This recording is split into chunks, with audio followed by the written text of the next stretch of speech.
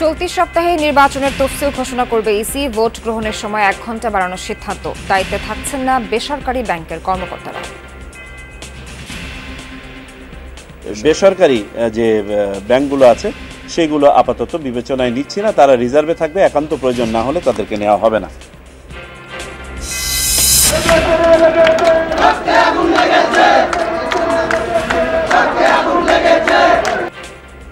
আগারগাঁওয়ে mobile ব্যবসায়ী ও শাহবাগে college শিক্ষার্থীদের বিক্ষোভ অবরোধ। 2 গুরুত্বপূর্ণ সড়ক বন্ধ থাকায় বিপাকে চলাচলকারীরা। দেশি বিদেশি বিশেষজ্ঞদের সমন্বয়ে চলছে খালেদা জিয়ার চিকিৎসা। মেডিকেল বোর্ড সিদ্ধান্ত জানালে নেওয়া হবে বিদেশে। সার্বক্ষণিক তদারকিতে তারেক রহমান। আমাদের ভারপ্রাপ্ত চেয়ারম্যান মহোদয় নিজে তিনি মনিটর করছেন। জাতীয় এবং আন্তর্জাতিক পর্যায়ের অত্যন্ত বিশেষজ্ঞ পর্যায়ের চিকিৎসকেরা তার চিকিৎসা করছেন। স্বাগত সবাইকে, আমন্ত্রণ যমুনা নিউজে। এতক্ষণ শিরোনাম দেখছিলেন, পুরো খবর জানাবো নাবিলা সোহার। চলতি সপ্তাহের মধ্যে ত্রয়োদশ জাতীয় সংসদ নির্বাচন ও গণভোটের তফসিল ঘোষণা করা হবে বলে জানিয়েছেন নির্বাচন কমিশনার আবুল ফজল মোহাম্মদ সানাউল্লাহ। দিনব্যাপী বৈঠক শেষে বিকেলে ব্রিফিং এ কথা জানান তিনি। এবার ভোটের সময় 1 ঘণ্টা বাড়ানোর সিদ্ধান্ত নিয়েছে কমিশন। ভোট গ্রহণ শুরু হবে সকাল 7:30টায় আর শেষ হবে বিকেল 4:30টায়। এ সময় নির্বাচন কমিশনার আরও জানান, মঙ্গলবার থেকে দেশের বাইরে পোস্টাল ব্যালট পাঠানো শুরু হবে। 10 ডিসেম্বর বুধবার রাষ্ট্রপতির সাথে নির্বাচন কমিশনের সাক্ষাৎ করবে।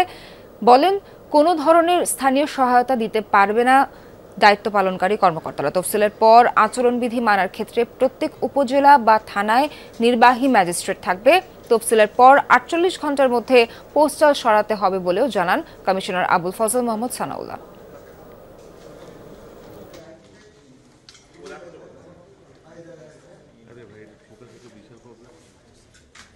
অতি শীঘ্রই আমাদের ত্রয়োদশ জাতীয় সংসদ নির্বাচন এবং গণভোটের তফসিল ঘোষণা করা হবে।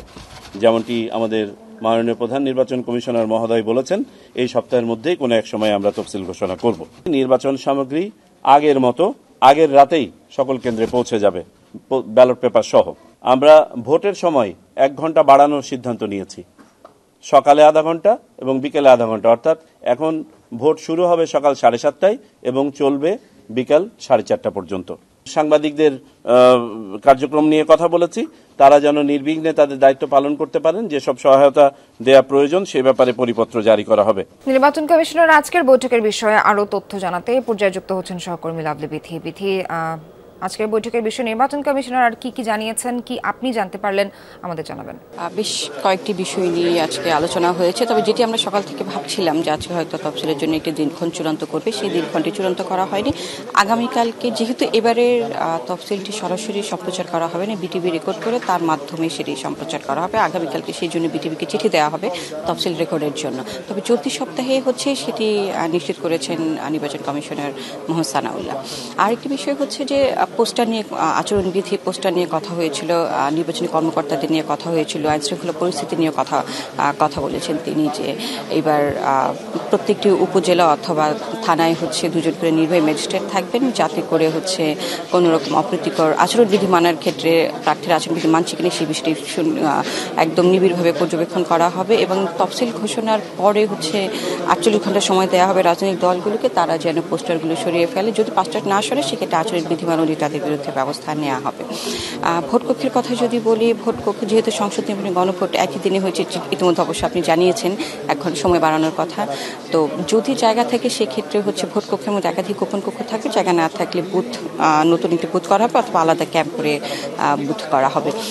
এবার শুধুমাত্র সরকারি এবং আধা সরকারি কর্মকর্তাদেরকে নির্বাচনী কর্মকর্তা হিসেবে রাখা হবে। বেসরকারি কর্মকর্তা যারা আছেন, তা ব্যাংকের কর্মকর্তা যারা আছে তাদেরকে রিজার্ভ হিসেবে রাখা হবে। যদি প্রয়োজন হয় সেক্ষেত্রে তাদেরকে ব্যবহার করা হবে। আর আরেকটি বিষয় যে আইন শৃঙ্খলা পরিস্থিতিকে তারা বলছেন যে 3 স্তর আইন শৃঙ্খলা পরিস্থিতি আছে এবং আইন শৃঙ্খলা পরিস্থিতির বিষয়ে নির্বাচন কমিশন বেশ গুরুত্ব দিচ্ছে, বলছেন যে আচরণ বিধি মানার ক্ষেত্রে যারা নির্বাহী ম্যাজিস্ট্রেট থাকবেন বা জুডিশিয়াল ম্যাজিস্ট্রেট থাকবেন তারা তো থাকবেন, এর বাইরে হচ্ছে ইলেকট্রাল যে কমিটি করা হয়েছে ইনকোয়ারি কমিটি, সেই কমিটি প্রত্যেকটি জেলায় থাকবে, অর্থাৎ নির্বাচনী পরিবেশ যাতে সুষ্ঠু থাকে সেই বিষয়টিকে দেখা হবে। যেসব আইন আছে, সেই যে দুটি আইনের কথা বললাম, দল নিবন্ধন আইন এবং হচ্ছে আচরণ বিধিমালা, সেগুলো প্রজ্ঞাপন হয়ে গেলে আইন রিলেটেড যে কাজগুলো আছে সেগুলো শেষ হয়ে যাবে।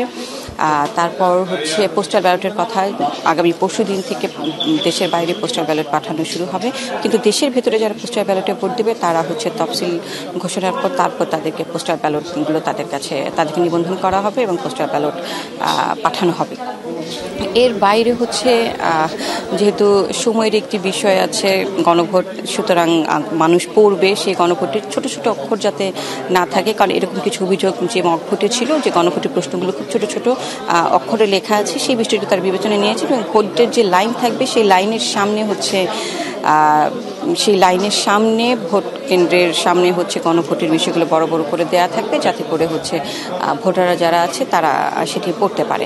সর্বোপরি পুরো নির্বাচন ঘিরে ভোটার তালিকা যেটি আছে, ভোটার তালিকার কাজও প্রায় শেষ, চূড়ান্ত করা হয়েছে বলে জানিয়েছেন। পরবর্তীতে আরেকটি চূড়ান্তকরণ করা হবে, যেখানে পোস্টার ব্যালটে যারা হচ্ছে ভোট দিবেন, যারা নিবন্ধন করেছে তাদের সংখ্যাটিকে অন্তর্ভুক্ত করা হবে। কিন্তু এই ছিল পুরো কমিশনের, যদি আমি সারমর্ম জানি সেটি।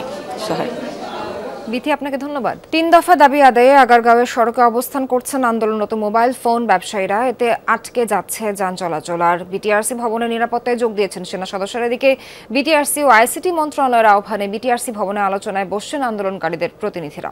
সিন্ডিকেট প্রথা বিলোপ ও মোবাইল ফোন আমদানির সুযোগ উন্মুক্ত করার দাবিতে অনির্দিষ্টকালের জন্য মোবাইল ফোনের দোকান বন্ধ রেখেছে মোবাইল বিজনেস কমিউনিটি। মোবাইল ব্যবসায়ীদের স্বার্থ রক্ষা না হলে আলোচনায় সমাধান হবে না বলে জানান আন্দোলনকারীরা। এর আগে সকাল থেকে দোকান বন্ধ রেখে রাজধানীর বিটিআরসি কার্যালয়ের সামনে অবস্থান নেন ব্যবসায়ীরা। কমিউনিটি নেতারা এনইআইআর সংস্কার ও মোবাইল ফোন আমদানির সুযোগ উন্মুক্ত করার দাবি জানান। ব্যবসায়ীদের অভিযোগ, এনইআইআর বাস্তবায়ন হলে লাখো ব্যবসায়ী ক্ষতিগ্রস্ত হবে। নতুন এই নিয়মের ফলে শুধুমাত্র একটি বিশেষ গোষ্ঠী লাভবান হবে। বাড়তি করের চাপে গ্রাহক পর্যায়েও সেটের দাম বেড়ে যাবে। এদিকে সড়ক অবরোধ করে আন্দোলনের ফলে 3 ঘন্টার বেশি সময় ধরে যানজটে সাধারণ যাত্রীরা। এতে সীমাহীন ভোগান্তি পোহাতে হয় তাদের। সড়ক অবরোধ করে যাত্রীদের ভোগান্তি না বাড়ানোর আহ্বান জানানো হয়।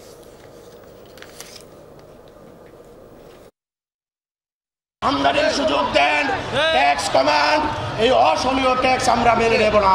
6টার সময় ওনারা মিটিং করবে, ওখান থেকে যে ফিডব্যাক আসবে আমরা দাবি আদায় না করা পর্যন্ত ঘরে ফিরবো না।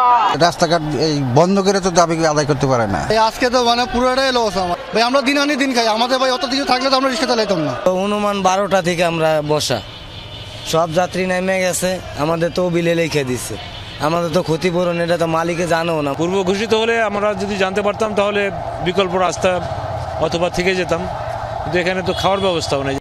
প্রস্তাবিত ঢাকা কেন্দ্রীয় বিশ্ববিদ্যালয় প্রতিষ্ঠার প্রক্রিয়া দীর্ঘদিন ধরে ঝুলে থাকায় এবং অধ্যাদেশ জারিতে কোনো দৃশ্যমান অগ্রগতি না থাকায় শিক্ষা ভবন মোড় অবরোধ করেছেন ঢাকার 7 কলেজের শিক্ষার্থীরা। দুপুরে 1টা থেকে তারা শিক্ষা ভবনের সামনে অবস্থান নেন। এর গত 24 সেপ্টেম্বর ঢাকা সেন্ট্রাল ইউনিভার্সিটির অধ্যাদেশের খসড়া প্রকাশ করে শিক্ষা মন্ত্রণালয়। খসড়ায় 7টি কলেজকে 4টি স্কুলে বিভক্ত করে স্কুলিং কাঠামোতে বিশ্ববিদ্যালয় গঠনের প্রস্তাব করা হয়। প্রস্তাবনা অনুযায়ী কলেজগুলো উচ্চ মাধ্যমিক পর্যায়ের পাঠদানও চালু থাকবে। যদিও এখন পর্যন্ত অধ্যাদেশ জারি করেনি সরকার, ফলে শিক্ষার্থীরা ক্ষোভ জানান বিক্ষোভ কর্মসূচি থেকে। অবিলম্বে অধ্যাদেশ জারি না করলে প্রয়োজনে লাগাতার কর্মসূচির হুঁশিয়ারি দেয় শিক্ষার্থীরা। এর আগে দীর্ঘদিন ধরে 7 কলেজকে আলাদা বিশ্ববিদ্যালয়ের দাবিতে আন্দোলন করেন 7 কলেজের শিক্ষার্থীরা। এক পর্যায়ে শিক্ষার্থীদের দাবি মেনে নিয়ে ঢাকা সেন্ট্রাল ইউনিভার্সিটি নামে খসড়া প্রস্তাব করে শিক্ষা মন্ত্রণালয়। এখন পর্যন্ত রাষ্ট্র আমাদের একটা চূড়ান্ত মুক্তির পথ দেখাতে পারে নাই। শুধুমাত্র আমাদের একটা অধ্যাদেশের জন্য আমাদের এই ইউনিভার্সিটির কার্যক্রমটা এখন আমাদের থেমে আছে। আমরা অধ্যাদেশের মাধ্যমে আমাদের পরিচয় সুনিশ্চিত করে ক্লাসে ফিরতে চাচ্ছি। একটা কৃত্রিম সমস্যা তৈরি করে এই শিক্ষা সিন্ডিকেট অধ্যাদেশটা জারি হতে দিচ্ছে না। এদিকে এয়ার অ্যাম্বুলেন্স প্রস্তুত থাকলেও খালেদা জিয়ার শারীরিক অবস্থা বিবেচনা করে লন্ডন নিতে দেরি হচ্ছে। রাজধানীর এভারকেয়ার হাসপাতালে চিকিৎসাধীন বিএনপি চেয়ারপারসনের স্বাস্থ্যের অবস্থা নিয়ে শনিবারের এক ব্রিফিংয়ে এমনটা জানিয়েছেন তার ব্যক্তিগত চিকিৎসক doctor AZ M Zahid Hossain. তিনি বলেন, শারীরিক পরিস্থিতি এখন প্রাধান্যের বিষয়। মেডিকেল বোর্ড এবং বিএনপির ভারপ্রাপ্ত চেয়ারম্যান তারেক রহমানও সেটিকে গুরুত্ব দিচ্ছেন।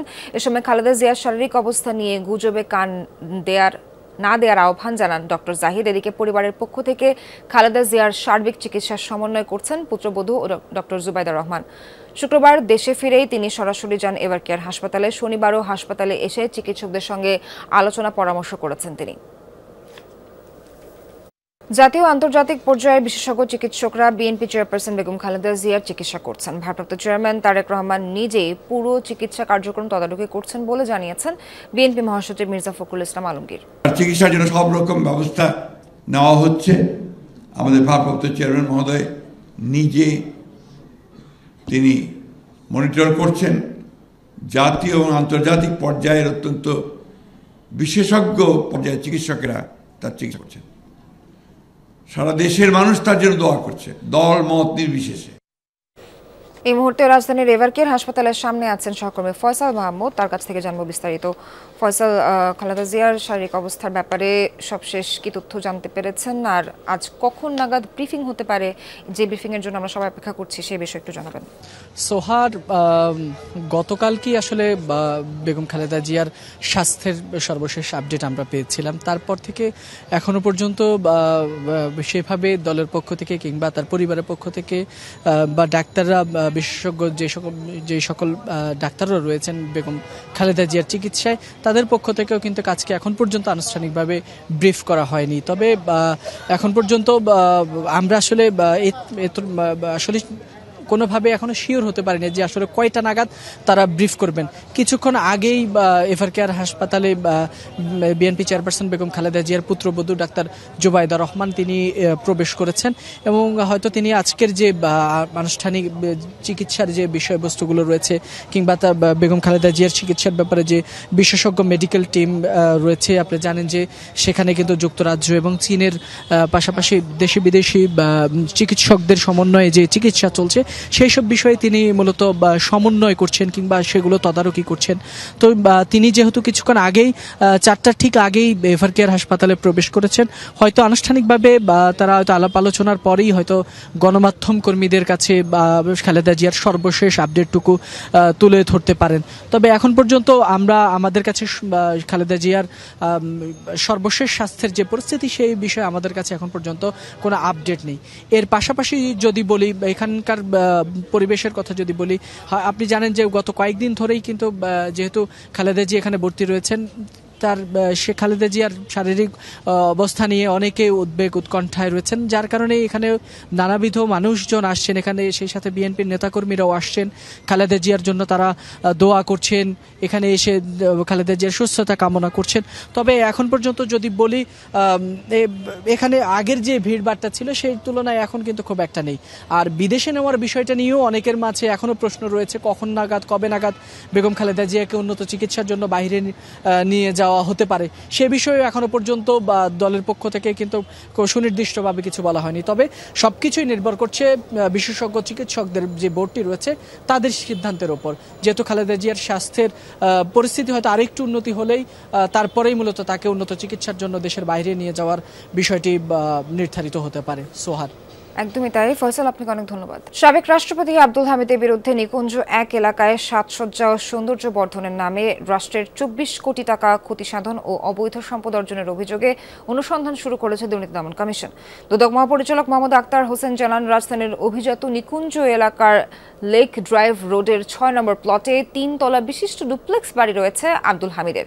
রাষ্ট্রপতি দায়িত্ব শেষে তিনি 2023 সালের এপ্রিলে সপরিবারে ওই বাড়িতে ওঠেন। অভিযোগ উঠেছে, বাড়ির দুপাশের রাস্তায় হাঁটার জন্য বাধা, নান্দনিক ডেক ও ঝুলন্ত ব্রিজ, খাল সংলগ্ন অত্যাধুনিক ল্যাম্পপোস্ট নির্মাণের মাধ্যমে রাষ্ট্রের কোটি কোটি টাকা ক্ষতি হয়েছে। দুদক মহাপরিচালক জানান, কমিশন কখনো ব্যক্তির পরিচয় দেখে অনুসন্ধান করে না, মূল বিষয় হলো অভিযোগের বস্তুনিষ্ঠতা। বিএনপিকে নেতিবাচক দল হিসেবে দেখানোর চক্রান্ত চলছে বলে অভিযোগ করেছেন মহাসচিব মির্জা ফখরুল ইসলাম আলমগীর। বলেছেন, একটি গোষ্ঠী ধর্মের নামে দেশকে বিভাজন করতে চায়। ধর্মভীরু হলেও ধর্ম নিয়ে রাষ্ট্র বিভাজনে বিশ্বাস করে না বিএনপি। 15 বছর পর গণতন্ত্র পুনরুদ্ধারের সুযোগ সৃষ্টি হয়েছে, তাতেও অনেক বাধা আসছে বলে জানান মির্জা ফখরুল। রাজধানীর কৃষিবিদ ইনস্টিটিউশন মিলনায়তনে এক অনুষ্ঠানে এসব কথা বলেন বিএনপি মহাসচিব। আগামীর বাংলাদেশ গড়তে বিএনপির কি পরিকল্পনা? কৃষকের জন্য ফার্মার্স কার্ড চালু কিংবা গৃহকর্তীর জন্য থাকছে ফ্যামিলি কার্ড, এমন যুগান্তকারী নানান কর্মপরিকল্পনা জনগণের কাছে তুলে ধরার আগে নিজ দলের নেতাকর্মীদের প্রশিক্ষিত করতে হাতে নেওয়া হয়েছে বিএনপির দেশ গড়ার পরিকল্পনা কর্মসূচি। মানে কৃষির ক্ষেত্রে, শিক্ষার ক্ষেত্রে, স্বাস্থ্যের ক্ষেত্রে বিএনপির অঙ্গীকারগুলো নিয়ে এখানে রিসোর্স পার্সনরা কথা বলবেন। সকালে রাজধানী খামারবাড়িতে কৃষিবিদ ইনস্টিটিউট মিলনায়তনে কর্মসূচির উদ্বোধন করেন বিএনপি মহাসচিব। বলেন, ফ্যাসিস্ট আওয়ামী লীগ 15 বছরের দুঃশাসনে সমস্ত প্রতিষ্ঠানগুলো ধ্বংস করেছে, যা নতুনভাবে গড়ে তুলতে হবে। তরুণ সমাজের মন মানসিকতার পরিবর্তন আমলে নিয়ে দলকে নতুন চিন্তার আলোকে তৈরি করা হচ্ছে বলেও জানান মির্জা ফখরুল। ফ্যাসিস্ট শাসনের পরে আমরা গণতন্ত্রে ফিরে যাওয়ার এখন একটা সুযোগ সৃষ্টি হয়েছে। অনেক বাধা প্রতিবন্ধকতা আসছে। বাংলাদেশের যা কিছু ভালো এখন পর্যন্ত অর্জন হয়েছে, সেটা যেমন অতীতে বিএনপি করেছে, আবার নতুন বাংলাদেশ গড়ে তোলার ব্যাপারে বিএনপি সেই নতুন চিন্তাভাবনা জনগণের সামনে নিয়ে আসছে। বিএনপিকে নেতিবাচক রাজনৈতিক দল হিসেবে দেখানোর ষড়যন্ত্র চলছে বলেও দাবি করেন মির্জা ফখরুল। এ বিষয়ে সকলকে সজাগ থেকে ঐক্যবদ্ধ হওয়ার আহ্বানও জানান।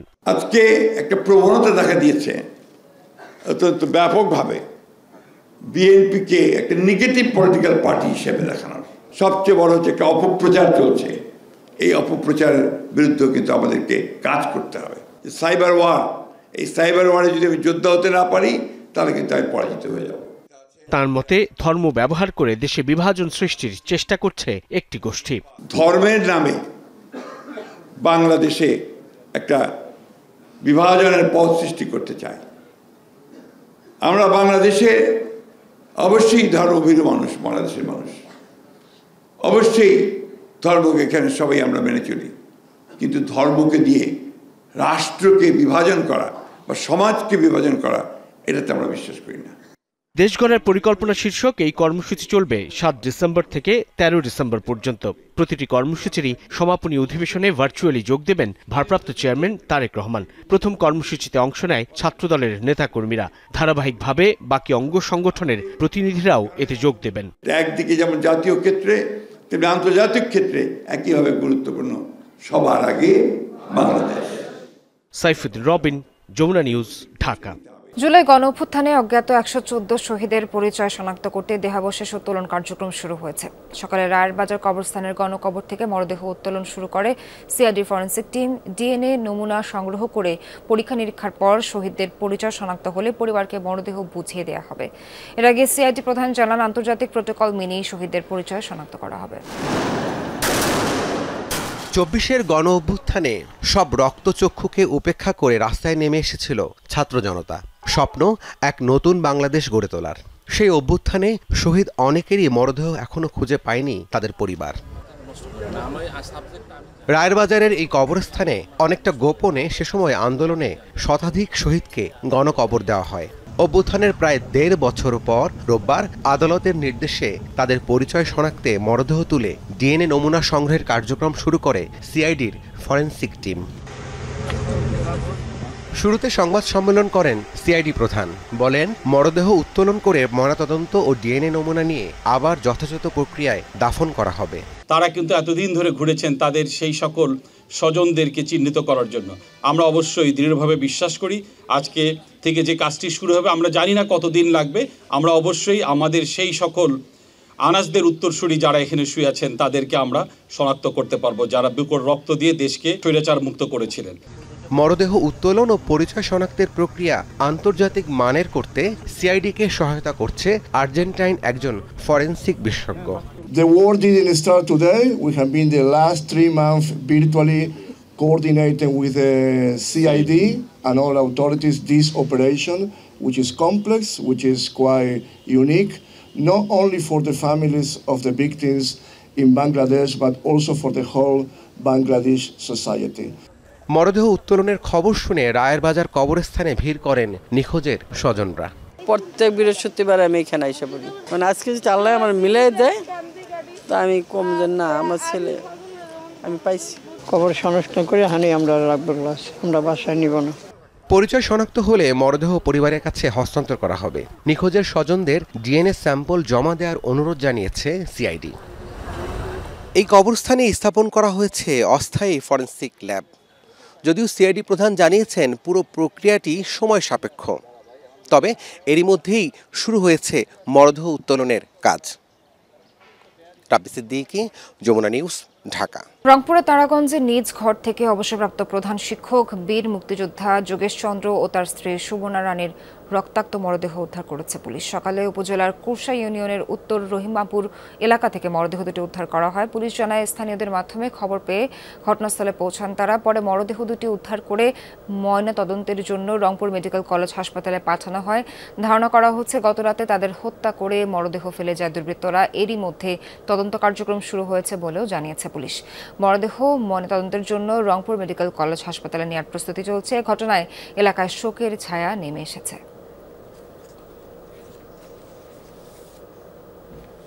আগামী নির্বাচন যেন উৎসব মুখর পরিবেশে হয়, আগের মতো কেউ যেন ভোট কেন্দ্র দখল করতে না পারে, এমন প্রত্যাশার কথা জানিয়েছেন সড়ক পরিবহন ও সেতু উপদেষ্টা ফাজলুল কবির খান। দুপুরে বরিশালের বাবুগঞ্জে আড়িয়াল খাঁ নদের ওপর মীরগঞ্জ সেতুর ভিত্তিপ্রস্তর স্থাপন শেষে সাংবাদিকদের সাথে কথা বলেন তিনি। উপদেষ্টা আরও বলেন, বিভিন্ন কোন্দলের কারণে সেতুর নির্মাণ কাজ বিলম্বিত হয়, যার কারণে ব্যয়ও বৃদ্ধি পায়। অনুষ্ঠানে নৌপরিবহন উপদেষ্টা এম সাখাওয়াত হোসেন বলেন, এই সেতু নির্মাণ হলে এই অঞ্চলের মানুষ উপকৃত হবে। প্রকল্প বাস্তবায়নে অনিয়ম দুর্নীতি যেন না হয় সেজন্য স্থানীয়দের নজর রাখার আহ্বান জানান। আড়িয়াল খাঁ নদের ওপর প্রায় 1.5 কিলোমিটার দৈর্ঘ্যের সেতু নির্মাণে প্রকল্প ব্যয় ধরা হয়েছে প্রায় 1442 কোটি টাকা। কাজ শুরু হবে আগামী বছরের জানুয়ারিতে।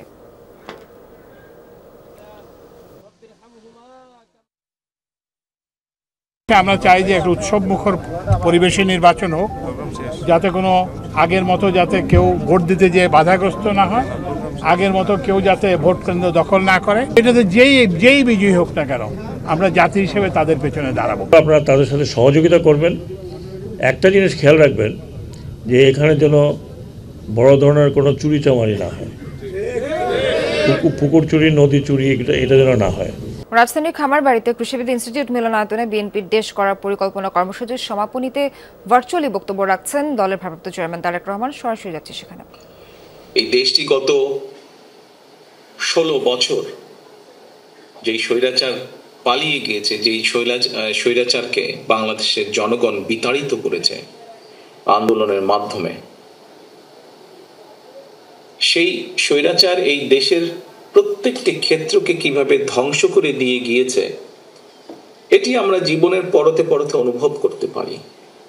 কিভাবে দেশের অর্থনৈতিক ব্যবস্থা ভেঙে দিয়ে গিয়েছে, কিভাবে দেশের আইন শৃঙ্খলা ভেঙে দিয়ে গিয়েছে, কিভাবে দেশের শিক্ষা ব্যবস্থাকে ধ্বংস করে দিয়ে গিয়েছে, কিভাবে দেশের স্বাস্থ্য ব্যবস্থাকে ধ্বংস করে দিয়ে গেছে, কিভাবে দেশের প্রাকৃতিক অবস্থাগুলোকে, নদী, নালা, খাল, বিল, বন, জঙ্গলকে ধ্বংস করে দিয়ে গিয়েছে, কিভাবে দেশের কৃষি বলি না কেন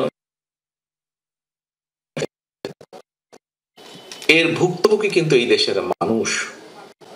এখন একটি রাজনৈতিক দল হিসাবে এবং এই মুহূর্ত পর্যন্ত আত্মবিশ্বাসের সঙ্গে আমরা বলতে পারি বাংলাদেশের জনপ্রিয় রাজনৈতিক দল হিসাবে বিএনপির দায়িত্ব হচ্ছে দেশকে সঠিকভাবে পরিচালনা করা। দেশের মানুষ যখন বিএনপিকে দেশের দায়িত্ব পরিচালনার দায়িত্ব দেবে, প্রিয় ভাই বোনেরা, পালিয়ে যায়। আমাকে মহাসচিব ফোন করলেন, ফোন করে বললেন যে জাতীয় সরকার অথবা আমরা জাতীয় সরকারে যাব কিনা। তখন বিভিন্ন রকম একটা হেফাজত কন্ডিশন।